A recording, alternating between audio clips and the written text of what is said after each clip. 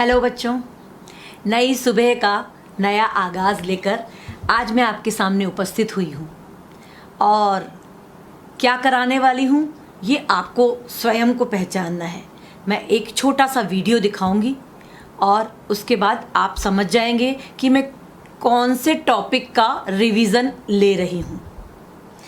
ये एक छोटी सी कहानी है और उसमें मैंने उस टॉपिक का परिचय दिया है।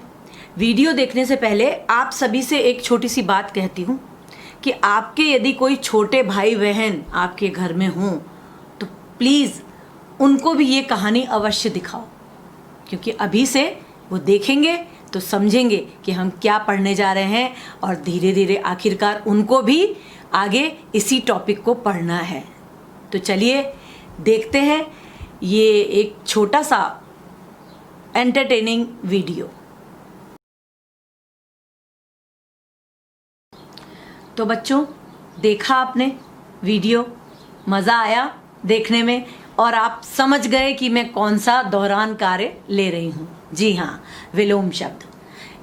विलोम शब्द आपको पढ़ाने से पहले, वापस रिवाइज कराने से पहले मैं आप सभी से कह रही हूँ कि आप अपनी विलोम यानी व्याकरण वृक्ष जो आपकी पुस्तिका है उसका 72 पेज नंबर 72 पेज नंबर निकालेंगे।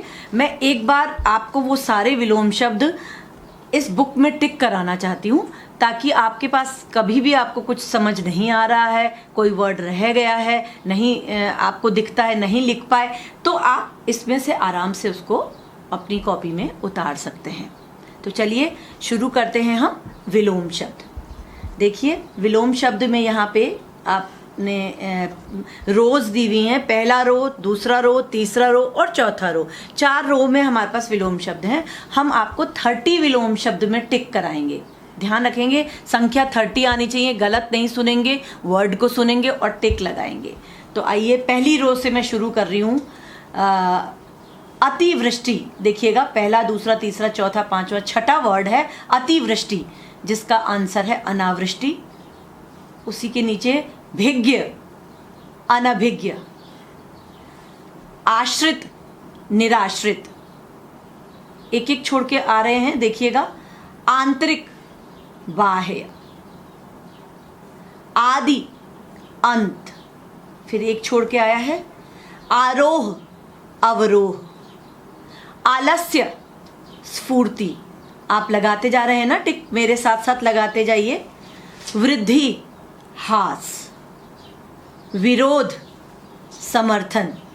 अब दूसरी रो में आ जाएंगे, इसके साइड वाली रो में आप आ जाएंगे और 3 छोड़ के चौथे वर्ड से हम शुरू करेंगे। चंचल, स्थिर।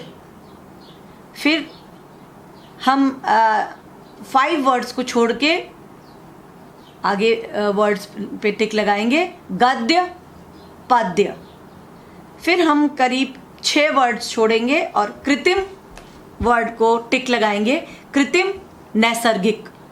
उसके बाद हमने फिर 2 वर्ड छोड़े हैं और फिर आया है धीर, अधीर। अब हम पेज नंबर 73 में आएंगे। पेज नंबर 73, उसके फर्स्ट रो, 5वां उसका वर्ड उग्र, शांत। एक छोड़ के निद्रा, जागरण। एक छोड़ के महात्मा, दुरात्मा। फिर आप 5 वर्ड छोड़ दीजिए और आइए अगले वर्ड पे। राग, द्वेष। याचक, दाता। भद्र, अभद्र। एक छोड़ेंगे बंधन, मोक्ष। 2 छोड़ देंगे प्रधान, गौण। 3 छोड़ के दूसरी रो पे आ जाएंगे, साइड वाली जो लास्ट रो बची है उसमें वापस से आप 3 ऊपर के छोड़ेंगे। चौथा ह्रस्व, दीर्घ। फिर 3 छोड़ेंगे स्वार्थ, निस्वार्थ। जस्ट नीचे वाला सरस, नीरस। 2 छोड़ के शोक, हर्ष। फिर से 2 छोड़ेंगे संधि, विग्रह। फिर 2 छोड़ेंगे स्थूल, सूक्ष्म। एक छोड़ के स्थावर, जंगम। जस्ट नीचे वाला सामिश निरामिश, एक जस्ट नीचे वाला छोड़ेंगे और फिर सुमित सुमति कुमति, सुमति कुमति। अब आप इनको काउंट करिए और नंबर डालते चलिए, मेरे साथ साथ नंबर डालते चलेंगे। 1 2 3 4 5 6 7 8 9 10 11 12 13 14 15 16 17 18 19 20 21 22 23 24 25 26 27 28 29 एंड लास्ट 30। क्लियर? 30 हो गए सबके? देख लीजिए आप, 30 हैं, होने चाहिए ये। एक बार मैं जल्दी जल्दी फिर से बोल देती हूँ। अतिवृष्टि, भिज्ञ, आश्रित, आंतरिक, आदि, आरोह, आलस्य, वृद्धि, विरोध, चंचल, गद्य, कृत्रिम, धीर, उग्र, निद्रा, महात्मा, राग, याचक, भद्र, बंधन, प्रधान, हस्व, स्वार्थ, सरस, शोक, संधि, स्थूल, स्थावर, सामिश और सुमति। तो ये तो आपके थे विलोम शब्द बच्चों। अब हम आते हैं, ये विलोम शब्द आपको पढ़ाते हैं हम और इनके अर्थ समझाते हैं, तो ये बहुत जल्दी आप सभी को याद हो जाएंगे। ठीक है बच्चों? तो उसके लिए अब मेरा ऑडियो इन सेम वर्ड्स के साथ आपके पास वापस आपको सुनाई देगा। तो अब मेरे ऑडियो में ये मैं आपको पढ़ाऊंगी और इसको समझाऊंगी। यही जो इनके क्या अर्थ हैं, कैसे आप विलोम बनाते हैं, ये चीज़ मैंने पूरी की पूरी मैं अपने ऑडियो के द्वारा आपको समझा रही हूँ। और मेरा ऑडियो है इस प्रकार। तो क्या है आज का टॉपिक? बताएं बताएं।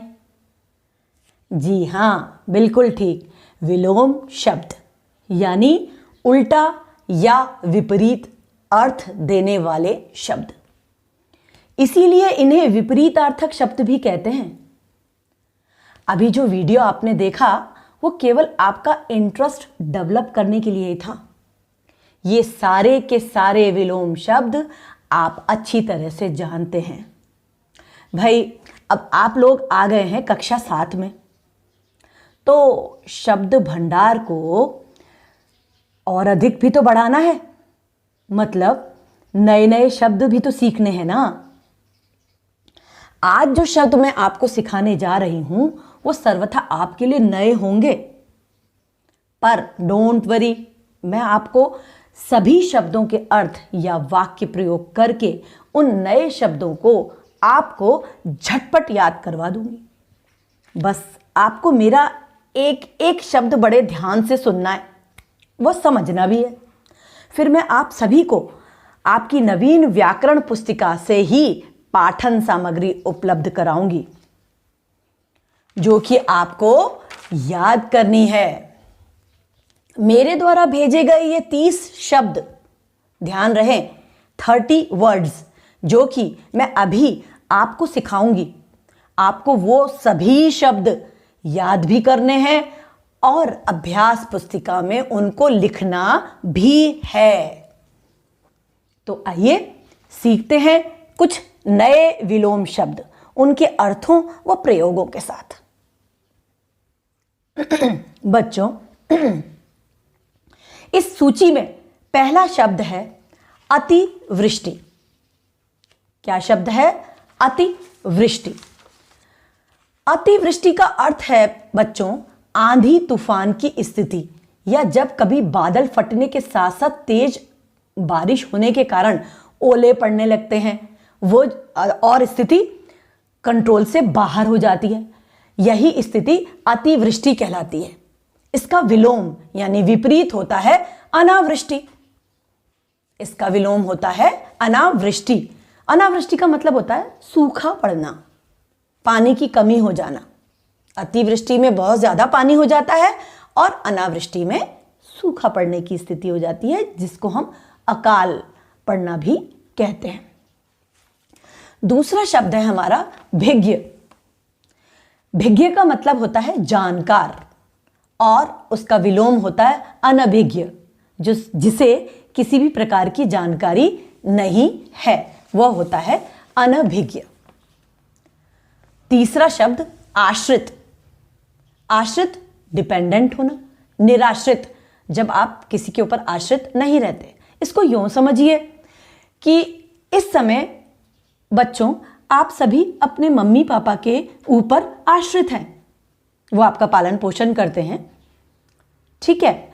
लेकिन जिस दिन आप अपने पैरों पे खड़े हो जाएंगे और कुछ कमाने लगेंगे, तब आप हो जाते हैं निराश्रित, यानी तब आपको किसी के ऊपर आश्रित रहने की आवश्यकता नहीं पड़ती। अब चौथा शब्द आता है आंतरिक। आंतरिक का मतलब अंदर, अंदर की तरफ, बाह्य। इसका विलोम हुआ बाह्य, मतलब बाहर की तरफ। पांचवा शब्द आता है आदि। आदि का मतलब बच्चों होता है शुरुआत। किसी भी चीज का शुरुआत करते हैं तो जिसकी शुरुआत होती है तो उसका विलोम क्या होना चाहिए? अंत, यानी उसका अंत, समाप्ति। इसी प्रकार नया छठे नंबर का शब्द जो आपकी शीट में होगा, देखिएगा, वह है आरोह। क्या शब्द है? आरोह। बच्चों, आरोह शब्द संगीत से संबंधित शब्द है। आरोह का अर्थ होता है नीचे से ऊपर की तरफ स्वरों का जाना। जैसे इस चीज को मैं आपको गाकर बता सकती हूं। जैसे आप सरगम सीखते हैं संगीत में, आप में से कुछ बच्चे संगीत सीखते होंगे, चाहे वो गिटार पे बजा रहे हैं, चाहे सितार पे, चाहे आप उसको वायलिन में बजा रहे हैं, या आप उसको गायन के रूप में सीखते हैं। तो जब हम स्टार्ट करते हैं तो हम इस प्रकार स्टार्ट करते हैं, सा रे ग म प ध नि सा। तो ये आप धीरे धीरे एक के बाद एक करके चढ़ते चले गए सीढ़ी पर, स्वरों की सीढ़ियों पर चढ़ना, यही है आरोह। और जब आप इन स्वरों की सीढ़ियों से नीचे उतरते हैं, यानी सा नी ध प म ग रे सा, अगेन आप सा तक पहुंचते हैं, उतर के आते हैं। इस स्वरों की सीढ़ियों से जब आप उतर कर आए तो वो होगा अवरोह। आपको समझ में आया?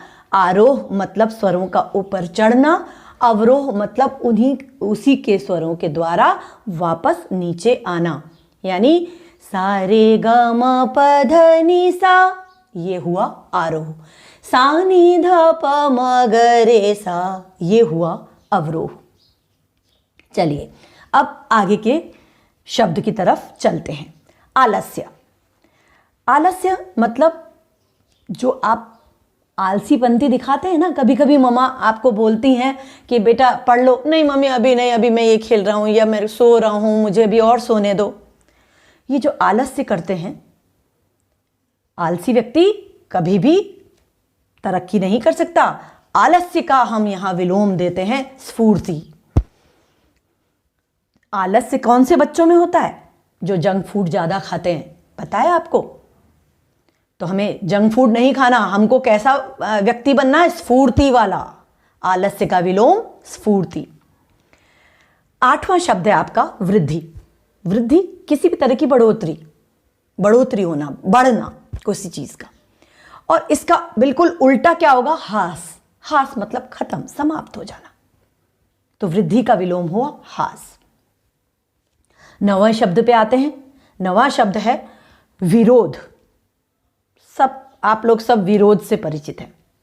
कभी कभी आप अपने माता और पिता की बातों का विरोध करते हैं कि नहीं नहीं नहीं, हमें तो यही करना है, हमें ये करना है, ये नहीं करना, हमें तो पिज्जा खाना ही है। और तब उसका विलोम शब्द होता है विरोध का समर्थन। और कभी कभी आप बड़ी जल्दी किसी भी बात का समर्थन अपना दे देते हैं, मतलब बात को मान लेना, विरोध का विलोम हुआ समर्थन। 10वां शब्द चंचल। 10वां शब्द हमारा है चंचल। चंचल मतलब फिकल पर्सन, फिकलनेस। कुछ बच्चे बहुत चंचल होते हैं और बच्चों की प्रकृति होती है चंचल होने की, लेकिन कई बच्चे बचपन में भी बड़े स्थिर होते हैं। चंचल का विलोम हुआ स्थिर। स्थिर मतलब दृढ़, अचल, स्थायी, जिनका मन चंचल नहीं होता, जल्दी जल्दी भटकता नहीं है। इस प्रकार चंचल का विलोम हुआ स्थिर। नंबर 11 गद्य।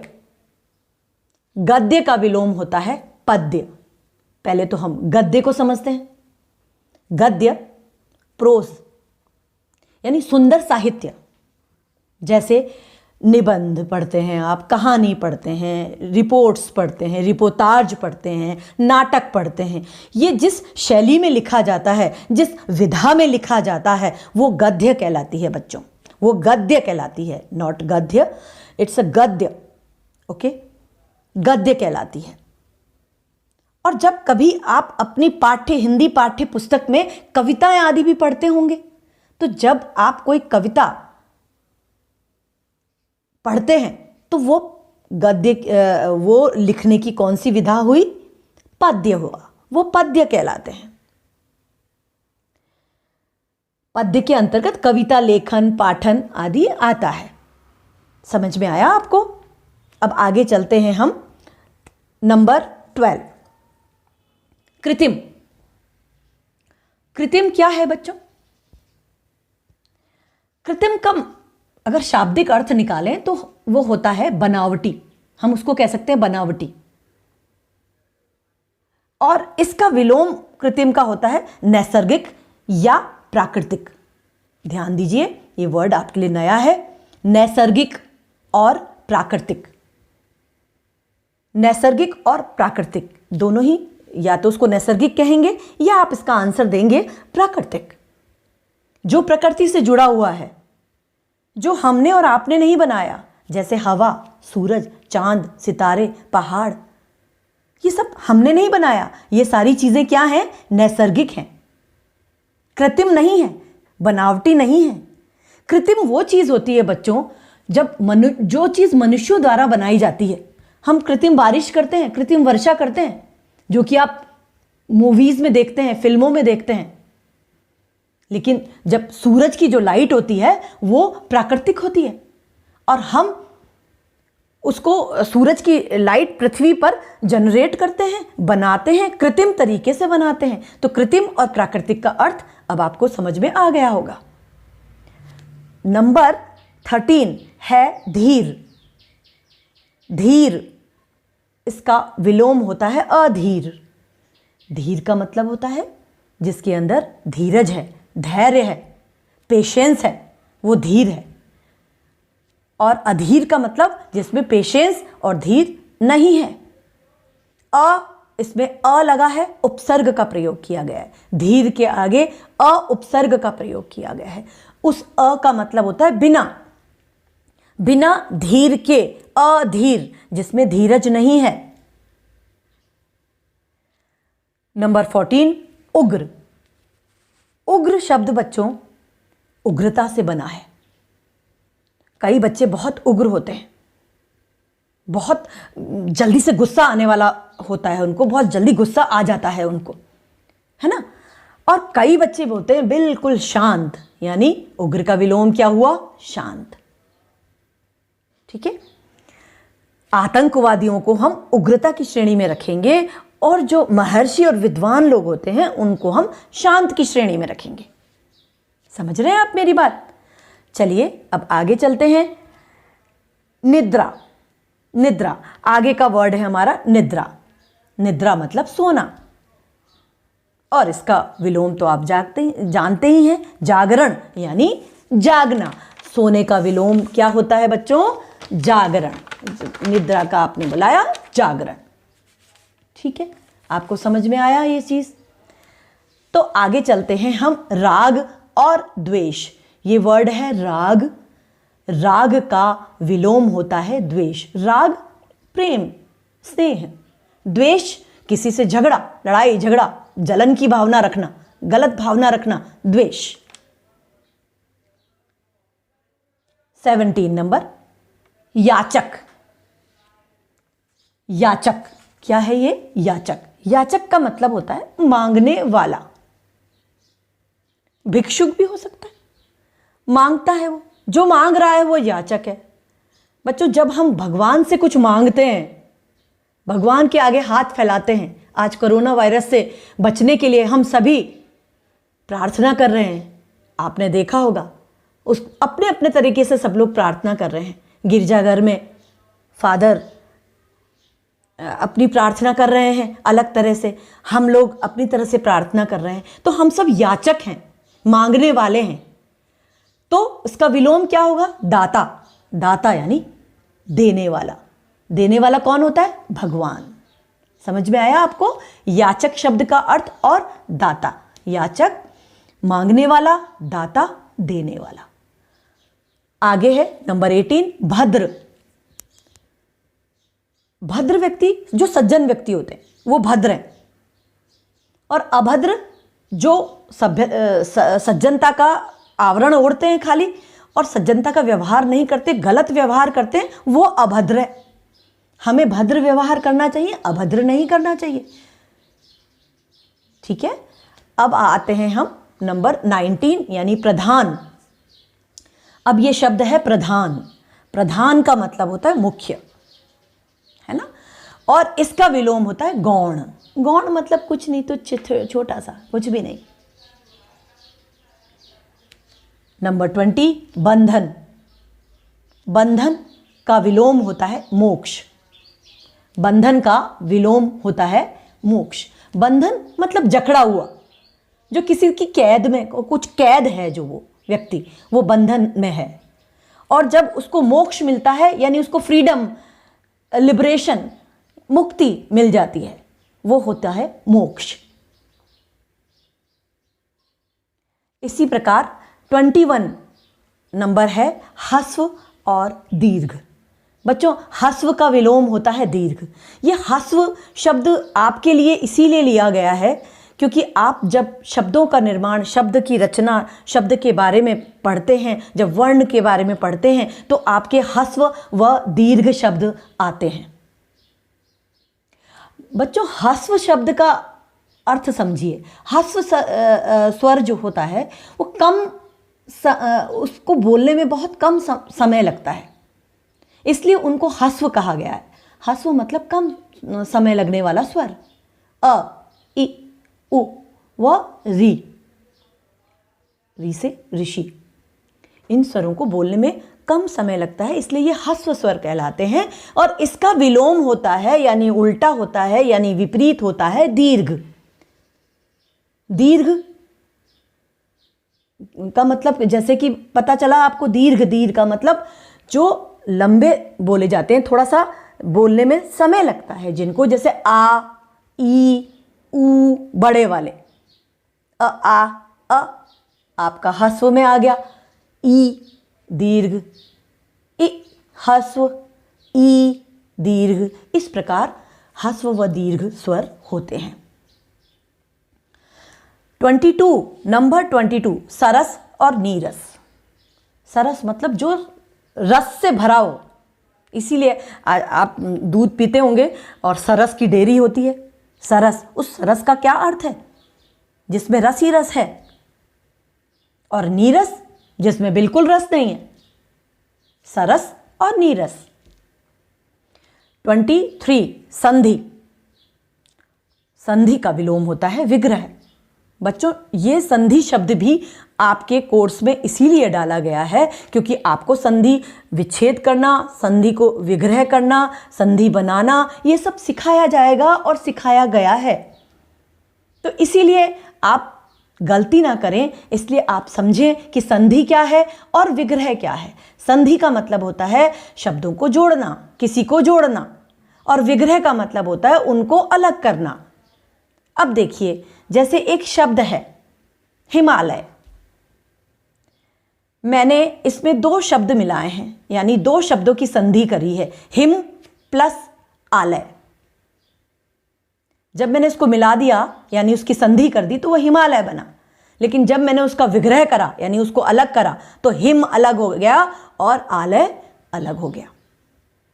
हिम का अर्थ है बर्फ और आलय का मतलब है घर, यानी जो बर्फ का घर है यानी हिमालय। अब आपको संधि और विग्रह समझ में आया। अब हम 24 पॉइंट पे चलते हैं, स्थूल और सूक्ष्म। स्थूल और सूक्ष्म। बच्चों, स्थूल का मतलब होता है बहुत बड़ा, मोटा, बड़े आकार का, जैसे हाथी। हाथी एक स्थूल शरीर वाला जानवर है। अब उसका विलोम हमने क्या रखा, क्या होगा बताइए स्थूल का? सूक्ष्म, यानी बहुत छोटा। तो इस प्रकार चींटी का शरीर बहुत सूक्ष्म होता है, यानी बहुत छोटा होता है, तो स्थूल का सूक्ष्म। नंबर 25 पे आते हैं, सुमति। सु अच्छी, मति बुद्धि, सुमति यानी अच्छी बुद्धि, तो इसका विलोम क्या होगा? कुमति यानी बुरी बुद्धि। मति यानी बुद्धि। बुद्धि शब्द में जब हमने सु उपसर्ग लगाया तो सुमति बनी। सु का मतलब अच्छा, अच्छी बुद्धि। वहीं हमने इसके विलोम में कुमति दिया शब्द, मति के आगे हमने कु उपसर्ग लगाया तो वो बनी कुमति, यानी बुरी मति। कु मतलब बुरा। अब आते हैं हम एक नए शब्द में, ध्यान से सुनिएगा। शब्द नंबर 26 यानी 26, स्थावर। बच्चों, ये शब्द आपके लिए बिल्कुल नया है। स्थावर, स्थावर का मतलब बच्चों होता है स्थिर, स्थिर होना, जो अपनी जगह पे स्थिर रहता है वह स्थावर है। स्थावर का विलोम होता है जंगम। जंगम मतलब इधर उधर विचरण करने वाला। स्थिर पहाड़, जो प्राकृतिक चीजें हैं जो अपनी जगह से नहीं हिल रही हैं, और विचरण करने वाले कौन है? जंगल में घूमने वाले जानवर भी हो सकते हैं विचरण करने वाले, उनको भी जंगम कहा जा सकता है। और साधु लोग जो तपस्या के लिए इधर उधर विचरण करते हैं वो भी जंगम कहे जा सकते हैं। आया आपको समझ में? अब है 27, सामिश और निरामिष। सामिश का विलोम है निरामिष। सामिश वो होते हैं, सामिश वो लोग होते हैं जो मांसाहार करते हैं, जो मांसाहार खाते हैं, मांस मछली वगैरह गोश्त वगैरह खाते हैं, उसका प्रयोग करते हैं, तो जिसको आप नॉन वेजिटेरियंस बोलते हैं वो सामिश है। और उसका विलोम होगा निरामिष या आमिष भी कहते हैं। कहीं कहीं सामिश का विलोम आमिष भी कहा जाता है। बोथ आर राइट, निरामिष एंड आमिष बोथ आर राइट। आमिष या निरामिष कौन होते हैं? जो वेजिटेरियंस हैं, शाकाहारी हैं, जो केवल अन्न फल आदि पर ही विश्वास करते हैं और वही उन्हीं का भक्षण करते हैं, यानी उन्हीं को खाते हैं। अब आगे चलते हैं 28 नंबर पर, शोक। शोक आपको सभी को पता है, किसी को दुख की बात होती है, शोक समाचार देखते हैं, किसी की मृत्यु का शोक समाचार आता है, और उसका विलोम क्या होगा? उनके घर शोक था, और कहीं जब जन्म दिवस होता है तब आप क्या होते हो? हर्ष, खुश। तो शोक का विलोम हर्ष, शोक का विलोम हर्ष। नंबर 29, स्वार्थ। नंबर 29 क्या हुआ? स्वार्थ। स्वार्थ का होता है निस्वार्थ। स्वार्थ का क्या होगा बच्चों? निस्वार्थ। अब निस्वार्थ का मतलब, आप स्वार्थ, आप जब अपने सेल्फिश हो जाते हैं वो स्वार्थ है, और जिस चीज़ में आप बिल्कुल निस्वार्थ होके काम करते हैं, मतलब आप अपना वो नहीं रखते, जैसे आपका मम्मी है, आपके पापा हैं, वो आपके लिए निस्वार्थ भाव से काम करते हैं, उनका उसमें कोई स्वार्थ नहीं है, आपको पालने में कोई स्वार्थ नहीं है। ठीक है, अब आते हैं नंबर 30, ये हमारा अंतिम शब्द है। नंबर 30, महात्मा। महात्मा का विलोम बच्चों होता है दुरात्मा। महात्मा का विलोम क्या होता है? दुरात्मा। एक तो होती है महान आत्मा, जो अच्छे काम करते हैं, अच्छे व्यक्ति होते हैं। स्वामी विवेकानंद जी से लेकर हम किसी भी संत, गौतम बुद्ध पे जाएं, ईसा मसीह पे जाएं, ये सब महात्मा थे, अच्छे लोग थे। दुरात्मा मतलब बुरे लोग, जैसे कंस, वो बुरी आत्मा था, उसको दूसरों को कष्ट पहुंचा के मजा आता था, वो दुरात्मा है। तो बच्चों, आपको ये सारे जो मैंने विलोम शब्द अर्थों के साथ और प्रयोग के साथ वाक्य बना के आपको बताए, वो सब आपको समझ में आ गए होंगे। तो बच्चों, ये कुछ नए विलोम शब्द थे जो कि मैंने आपको बताए। अब आपको करना क्या है, ये सुनिए, ध्यान से सुनिएगा। आप जब ये 30 के 30 शब्द अपनी अभ्यास कॉपी पर उतार लेंगे, ध्यान से सुनिएगा, आप जब ये 30 के 30 शब्द अपनी अभ्यास कॉपी पर उतार लेंगे, तो आपको एक बार पुनः यानी वापस से मेरे ऑडियो को सुनकर मेरे साथ साथ शब्द व उनके विलोम शब्दों को पढ़ना व समझना है। पढ़ते जाइए, समझते जाइए। इस प्रकार करने से आपको ये शब्द और उनके विलोम भली भांति समझ में आ जाएंगे। यकीन मानिए, बहुत अच्छे से आपको समझ में आ जाएंगे। इसके बाद अग्रिम तारीख यानी 10 अप्रैल को मैं आप सभी को इसकी वर्कशीट प्रोवाइड करवाऊंगी। आशा है आज का टीचिंग सेशन, जो कि बहुत ज़्यादा लंबा हो गया, आप सभी को समझ व पसंद आया होगा। अब मुझे इजाज़त दें 10 अप्रैल को फिर से आपसे मिलने के लिए। हाथ धोते रहें, प्रार्थना करते रहें, और याद रहे, सिर्फ सांसें चलते रहने को ज़िंदगी नहीं कहते। सिर्फ सांसें चलते रहने को ज़िंदगी नहीं कहते। आँखों में कुछ ख्वाब और दिल में उम्मीदें होना भी ज़रूरी हैं। धन्यवाद। तो बच्चों, ये थे आपके 30 विलोम शब्द, जिसका टिक हमने अपनी बुक में भी लगाया है। आप कभी कुछ खोल के देखना है तो उसमें से आप देख सकते हैं।